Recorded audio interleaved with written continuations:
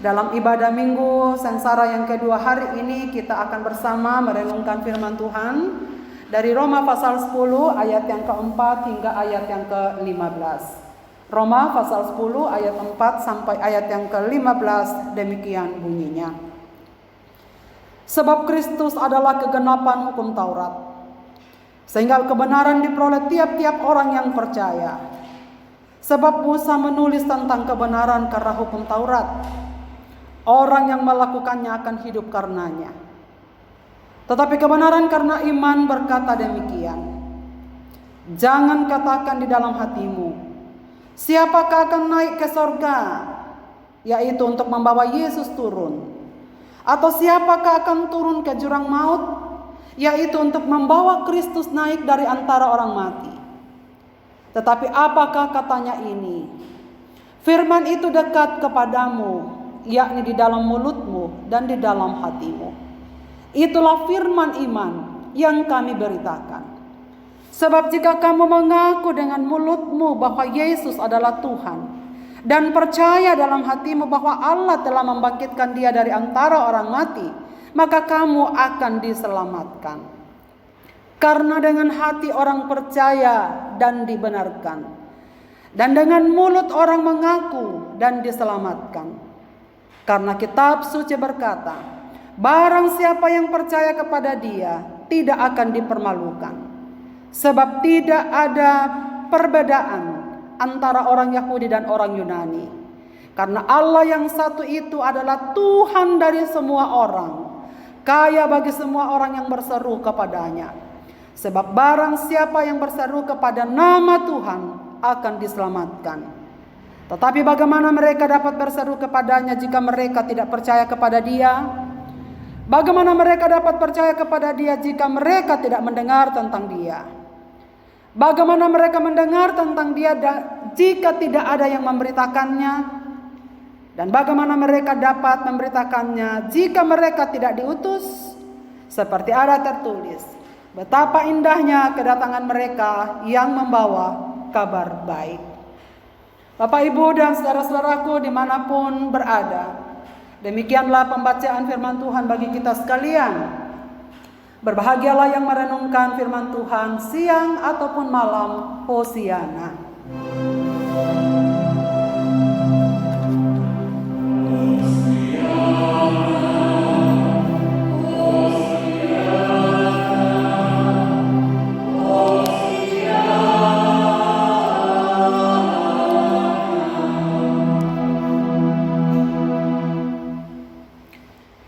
Bapak, Ibu, dan saudara-saudaraku yang dikasihi Tuhan, kalau kita berbicara mengenai iman, mengapa ada istilah iman yang menyelamatkan dan iman yang tidak menyelamatkan? Semua orang akan punya iman, Bapak, Ibu, dan saudara-saudaraku. Tapi apakah imannya menyelamatkan atau tidak? Itulah yang Paulus ingin beberkan kepada kita melalui perikop bacaan yang kita baca pada hari ini. Saudara sekalian, memulai renungan ini, saya ingin menceritakan satu cerita yang saya dapat dari sebuah artikel. Katanya ada orang yang meninggal. Kemudian bapak ini disambut oleh malaikat di sorga. Ketika ia sampai di pintu sorga, ini cerita Bapak Ibu, ini hanya ilustrasi, bukan kenyataan, karena tidak ada orang yang sudah masuk surga kemudian keluar lagi. Tapi saya mencoba untuk menjelaskannya bagi kita, karena akan berkaitan dengan apa yang ingin saya jelaskan selanjutnya. Jadi ketika Bapak ini sampai di pintu surga, ia berkata kepada malaikat, tolong buka pintu surganya, sebab saya ini orang yang baik. Lalu malaikat itu mengatakan, tunggu dulu. Kalau mau masuk surga, kamu butuh 1000 poin sebagai tiket untuk masuknya. Coba sebutkan semua yang baik yang telah kamu lakukan, karena kamu mengatakan tadi, saya orang yang baik, jadi saya layak masuk ke dalam kerajaan surga. Nanti kita hitung poinnya. apakah bisa masuk dalam kerajaan sorga ini? Oke. Lalu bapak itu dengan sukacita mengatakan, baiklah, saya seorang suami yang baik. Saya menyayangi istriku. Saya menyayangi anak-anakku. Oke, dapat 5 poin, kata malaikat itu. Lalu bapak itu kaget, pelit amat. Bagi saya tidak semua bapak bisa mengasihi istri anak-anaknya. Saya sudah lakukan dengan baik. Kok dapat 5 poin doang? Oke, kata malaikat, memang begitu penilaiannya. Apalagi yang baik yang telah kamu lakukan selama hidup. Baiklah, saya orang Kristen yang rajin di gereja, katanya lagi dengan semangat. Saya orang yang tak pernah absen. Saya banyak melayani, banyak sekali pelayananku. Oke, malaikat itu menjawab, untuk itu dapat 3 poin. Loh, tidak semua orang malaikat bisa melayani. Saya sudah lakukan. Ya, 3 poin. Apalagi yang kamu bisa lakukan? Wah, saya sudah memberikan persembahan, kata dia lagi. Saya sudah menyantuni orang-orang miskin di dunia. Oh, untuk itu dapat 200 poin. Apalagi karena belum sampai 1000. Itu tiketnya. Bapak itu mengatakan, wah, kalau begini caranya jauh sekali dari 1000 itu. Kalau begitu saya tidak akan mungkin bisa mencapai angka 1000. Kalau begitu saya meminta belas kasihan saja dari Tuhan supaya saya masuk di dalam kerajaan ini. Saya minta anugerah saja, bolehkah saya mendapatkannya? Lalu malaikat itu mengatakan, untuk itu dapat 1000. Kalau mengharapkan anugerah dan karunia dapat 1000 poin.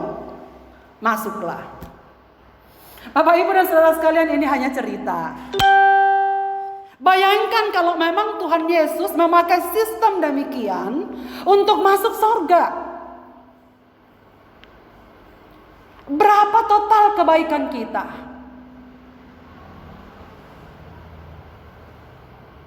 Tak ada yang bisa mencapai 1000.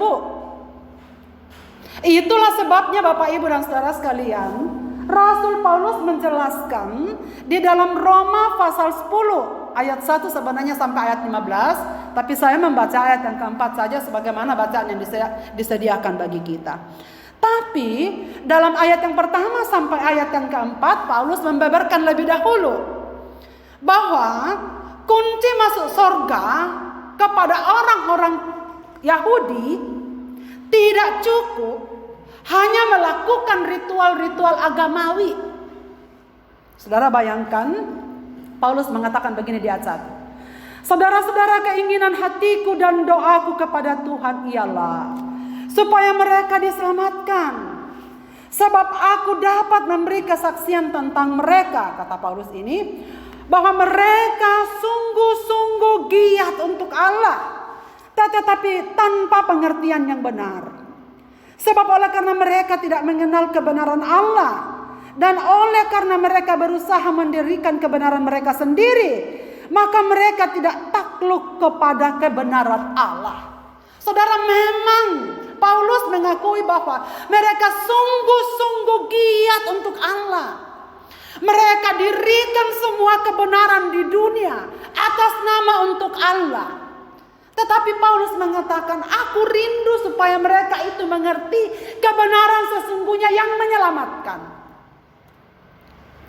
Bapak, Ibu, dan saudara-saudaraku, mereka mengira bahwa ketika mereka mengikuti semua perbuatan baik itu, cukup syaratnya sebagaimana yang diatur dalam Taurat. Dengan mengikuti semua larangan-larangan itu mereka bisa masuk dalam surga. Padahal Yesaya sendiri dalam Yesaya pasal 64 ayat 4 mengatakan, segala kesalehan manusia itu sama seperti kain kotor di hadapan Tuhan.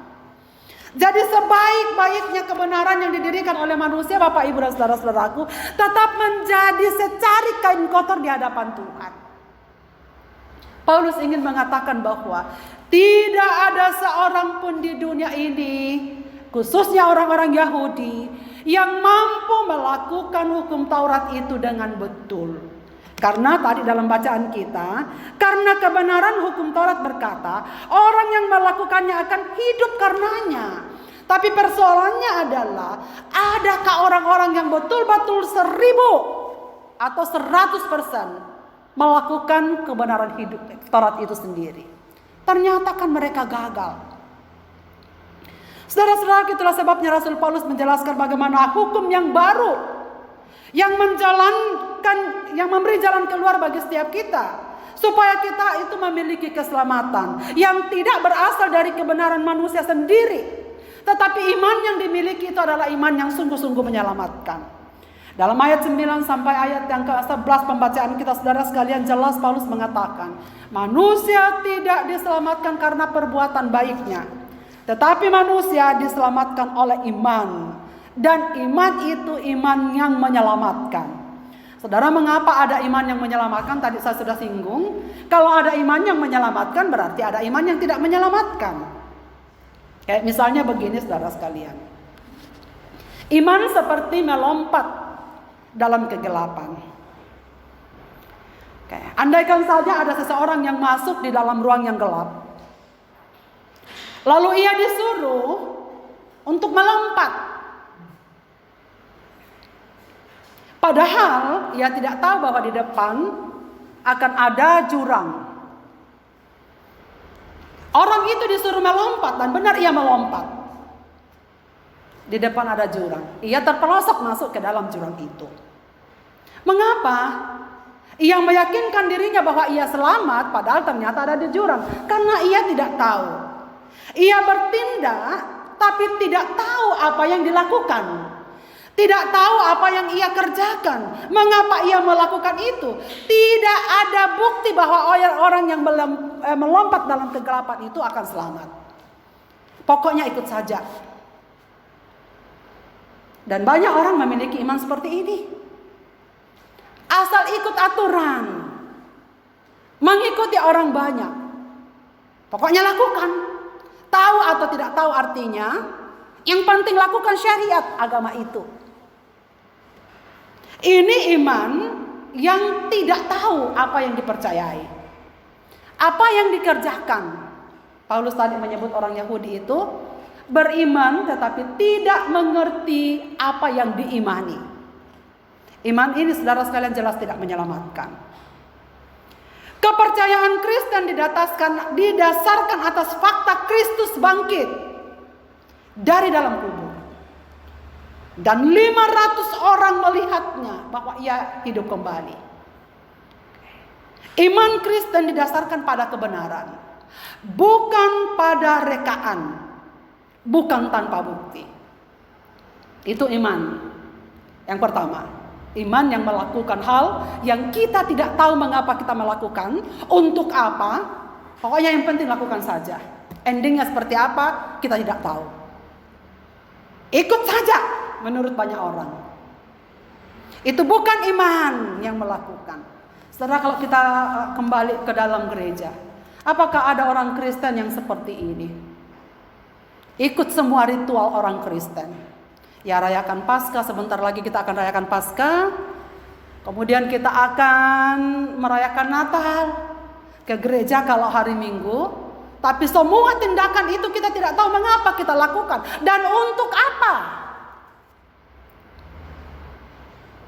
Ia beragama Kristen pun mengapa? Dia sendiri gak tahu.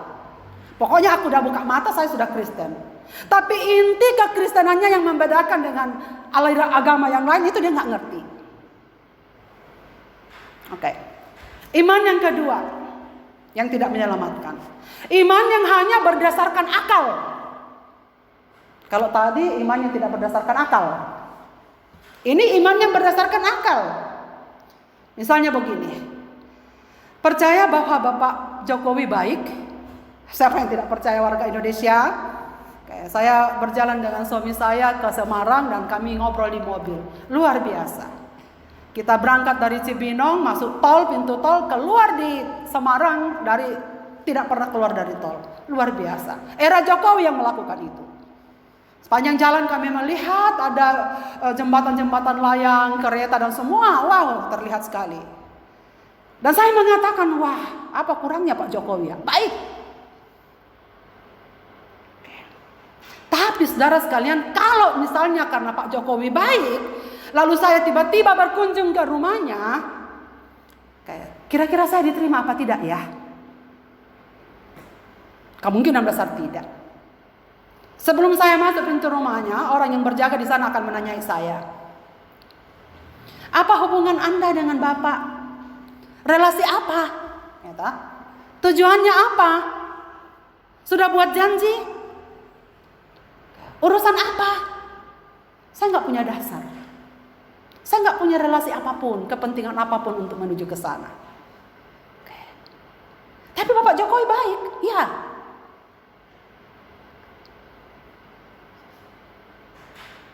Saudara sekalian, jadi apa yang saya tahu itu tidak cukup untuk membawa saya masuk ke dalam rumahnya Pak Jokowi. Betul? Yang orang MPR lah, yang duduk di MPR tahu. Pak Adi, kalau saya ketemu dengan ketua MPR mudah gak? Enggak kan? Saya akan pasti ditanyai. Urusannya apa datang? Ya, okay. Harus ada relasi. Oke? Okay?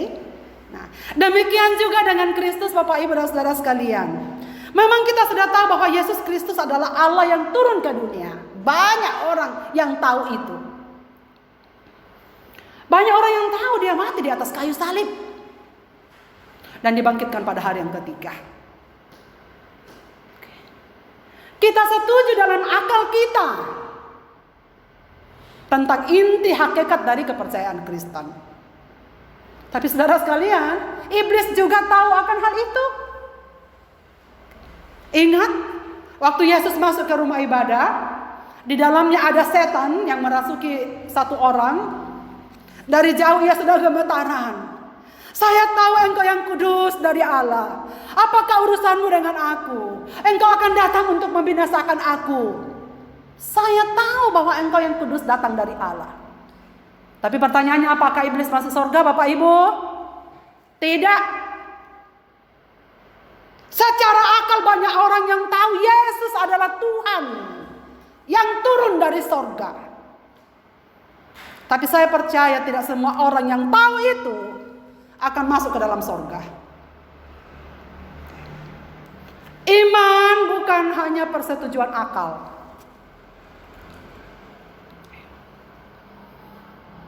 Bapak Ibu mengatakan Ibu Pendeta baik. Tapi apa dasarnya Bapak Ibu mengatakan saya baik? Tidak cukup hanya kan mendengar orang saja. Itu iman yang tidak menyelamatkan. Lalu iman yang lain yang tidak menyelamatkan adalah iman yang sementara. Beriman hanya pada waktu yang baik-baik saja. Mau melayani Tuhan hanya pada waktu-waktu yang baik saja. Pada saat semua berjalan dengan baik.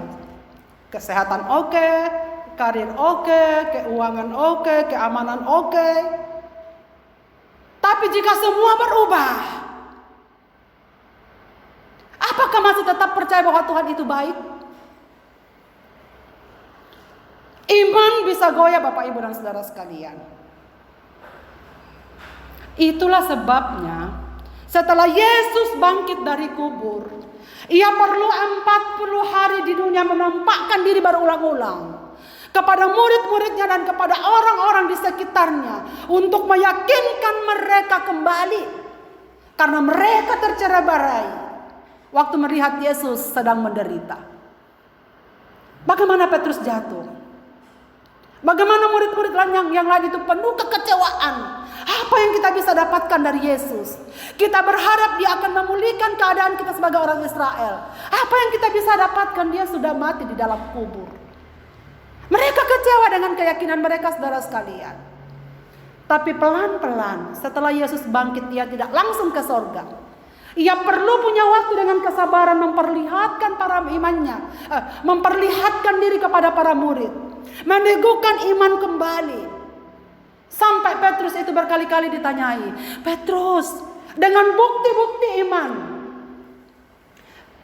Pada waktu Petrus kembali ke dalam tugasnya untuk menjala ikan, ia sudah meninggalkan tugasnya untuk memberitakan Injil. Ia kembali sebagai nelayan. Ia pulang tak dapat apa-apa. Pinggir pantai di Galilea, Tuhan Yesus sudah menyediakan roti dan ikan.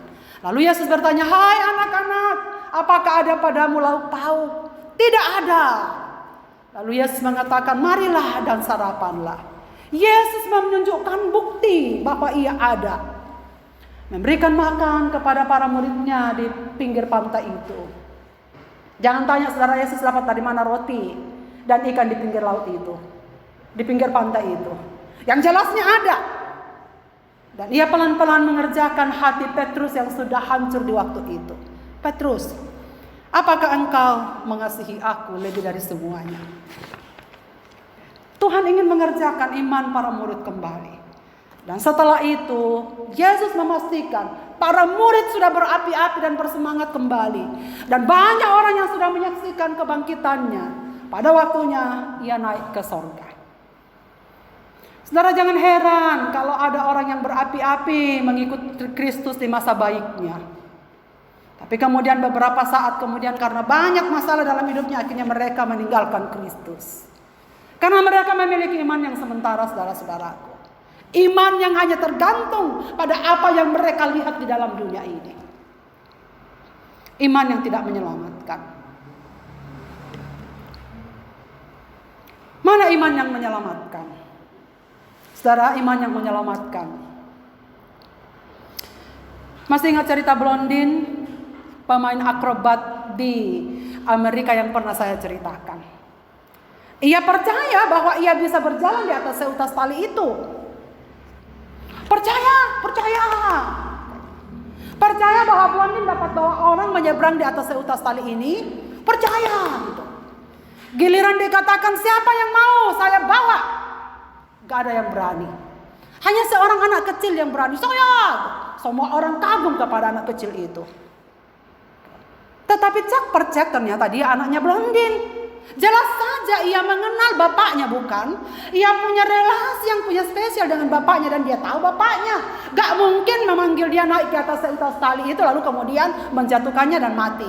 Ia kenal persis bapaknya tidak akan mencelakakan dirinya. Itu iman dan percaya.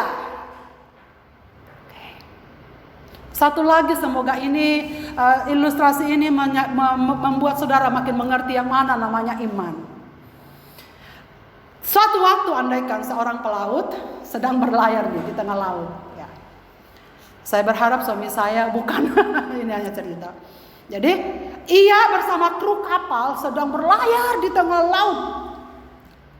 Tiba-tiba badai menerpa kapalnya. Kemudian kapalnya hancur, tenggelam. Hanya 2 kru yang selamat. Yang satu, karena ia masih sempat menggunakan baju pelampung. Tapi ini di tengah laut, Bapak Ibu dan Saudara sekalian. Pertanyaan saya adalah seberapa lama pelaut ini akan selamat di tengah-tengah laut itu? Mungkin 1, 2, 3 hari akan selamat. Betul? Tapi kalau berhari-hari tidak makan, belum lagi ancaman binatang buas, ikan-ikan yang besar.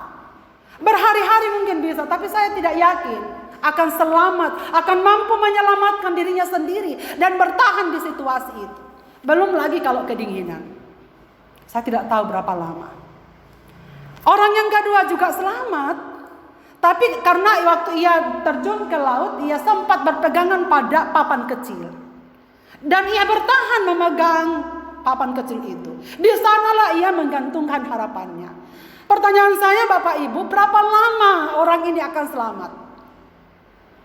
Karena keselamatan jiwanya betul-betul tergantung seberapa kuat ia berpegangan di papan itu. Apakah tangannya akan terus kuat mencengkram papan itu kalau ia sudah lemas? Saya rasa tidak. Karena ia tidak punya kekuatan apa-apa dari dalam dirinya. Saudara-saudaraku, mereka akan berdua selamat jikalau ada seorang datang menolongnya. Anggaplah itu kapal lain yang lewat dan kemudian mereka melamba-lambaikan tangan, ditolong. Apa yang akan dilakukan? Mungkin kapten kapal itu akan mengulurkan tangannya ke bawah. Dan orang itu hanya memberikan tangannya ke atas. Dan ia akan dipegang erat-erat lalu ditarik ke atas. Mereka selamat. Saudara-saudaraku yang saya kasihi, seperti itulah cara kerja iman yang menyelamatkan. Kita memang tidak akan mungkin bisa menyelamatkan diri kita sendiri. Bagaikan hidup kita di tengah ombak. Dan kita hanya selamat kalau Tuhan memegang tangan kita dan menarik kita ke atas. Rasul Paulus menjelaskan dalam bagian ini, dua aspek dari iman yang menyelamatkan. Satu, mengaku dengan mulut. Sebab jika kamu mengaku dengan, itulah firman iman yang kami beritakan. Sebab jika kamu mengaku dengan mulutmu bahwa Yesus adalah Tuhan, dan percaya dalam hatimu bahwa Allah telah membangkitkan dia dari antara orang mati, maka kamu akan diselamatkan. Karena dengan hati orang percaya dan dibenarkan, dan dengan mulut orang mengaku diselamatkan. Dua aspek dari iman yang menyelamatkan, saudara sekalian. Yang pertama, mengaku dengan mulut bahwa Yesus adalah Tuhan dan Juru Selamat. Pengakuan berbicara tentang kesaksian kita pada dunia. Kesaksian berbicara tentang komitmen kita. Pengakuan kita bahwa Yesus adalah Tuhan. Pengakuan, saudara sekalian, penting. Itu sebabnya kita perlu ada pengakuan dosa. Itu sebabnya ada pengakuan iman yang diikrarkan setiap minggu. Itu sebabnya ada pengakuan saat kita menikah. Apakah engkau berjanji akan mengasihi dalam suka dan duka? Ya. Itu sebabnya ada pengakuan sidik. Karena perlu kesaksian di depan manusia. Sebab Yesus mengatakan dalam Matius 10 ayat 32, barang siapa mengakui aku di depan manusia, aku juga akan mengakuinya di depan Bapakku. Kekristenan harus diakui. Orang lihat harus mengenal kita bahwa kita adalah orang Kristen. Tapi Bapak Ibu dan Saudara sekalian, tidak cukup hanya dengan pengakuan, bukan? Karena itu percaya di dalam hati. Pengakuan dengan percaya di hati itu dua sisi dari iman yang tak terpisahkan. Tak cukup hanya di mulut. Itu harus dibuktikan di dalam hati kita.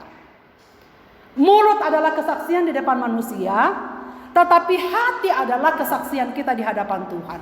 Hanya kita dengan Tuhan yang tahu. Pengakuan kita, saudara sekalian, dan percaya kita di dalam hati, yang membuktikan bahwa kita memiliki iman yang menyelamatkan. Saudara-saudaraku yang saya kasihi, inilah anugerah yang diberikan Allah kepada kita. Tidak ada seorang pun sesungguhnya yang dapat menyelamatkan dirinya sendiri, kecuali Tuhan memberikan anugerah iman di hati kita. Saya percaya orang bisa mengaku dengan mulutnya Yesus adalah Tuhan, tapi menolak untuk mengikutinya, menolak untuk percaya di dalam hatinya bahwa dia adalah Juru Selamat, karena tidak dianugerahi oleh iman. Nah, saudara-saudaraku yang saya kasih, itulah sebabnya tangan Tuhan yang sudah terulur kepada kita melalui Yesus Kristus yang berbicara kepada kita, sehingga hari ini saudara dan saya boleh mengenal dia sebagai Tuhan dan Juru Selamat. Apa yang harus kita lakukan selanjutnya? Paulus mengingatkan kita betapa bahagianya mereka yang datang membawa kabar baik. Kabar baik yang disampaikan melalui perkataannya bahwa Yesus adalah Tuhan. Tetapi kabar baik itu juga jadi melalui perbuatannya sehari-hari sebagai orang Kristen. Sebab tidak mungkin ada orang percaya kalau mereka nggak melihat bukti. Sebab iman orang percaya adalah iman yang sungguh-sungguh, bukti yang nyata. Dan siapakah bukti yang sedang berbicara di tengah-tengah dunia itu? Orang Kristen yang harus orang lain lihat sebagai bukti. Karena ia mengatakan kamu adalah surat Kristus. Sehingga waktu mereka melihat bukti iman yang ada pada kita, mereka pasti akan percaya kepada Yesus Kristus. Kiranya Tuhan memberkati kita Bapak Ibu dan Saudara sekalian untuk sungguh-sungguh memiliki iman yang menyelamatkan ini. Kemudian menyatakannya kepada dunia ini supaya makin banyak orang yang diselamatkan di dalam kasih karunia Tuhan. Selamat hari Minggu Bapak Ibu dan saudara-saudaraku. Tuhan Yesus memberkati kita. Mari kita masuk di dalam saat teduh.